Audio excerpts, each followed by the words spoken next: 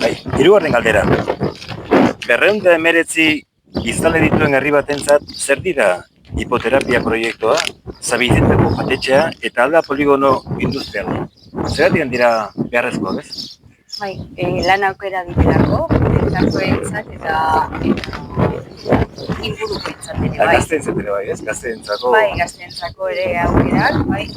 Oain jatetxeak eta industrialeko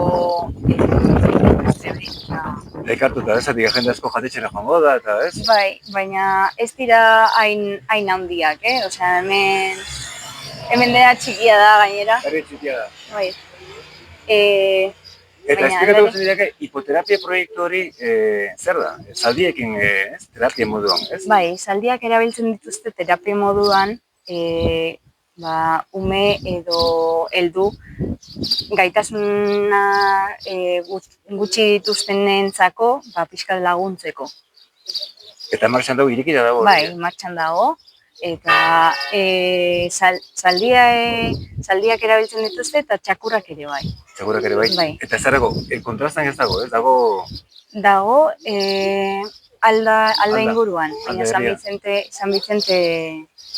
San Vicenteko propiedadea da. Zelako, jende asko etorriko da, ez? Galdetzea eta ez, zuen proiektu ematik da, ez? Bai. Oso eraginkorra, no? Bai, zer, legunean, lehengoazen begiratzen honitzenean hipoterapia agertzen zen Melillan ere badagola, eta Melillakoak zekaten edo, zue ikusita edo, enlaze bat agertzen zen Melillako hipoterapien, zauden hipoterapien proiektuaren, ez?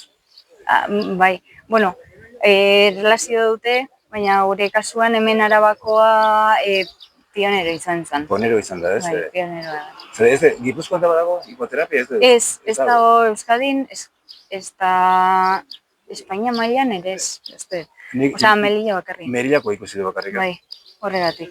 Bai. Ba, eskerrik asko. Eta galdera bat, udaletxera hitz egin duzunean zenbat zinegozio izate hemen herrian?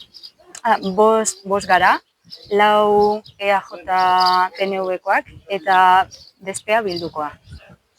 Eta hori, más o menos, denan akordu jartzen zirate erabakiak eta hartzeko? Bai, hori da. Ba, eskerrik asko, Larraiz. Vale.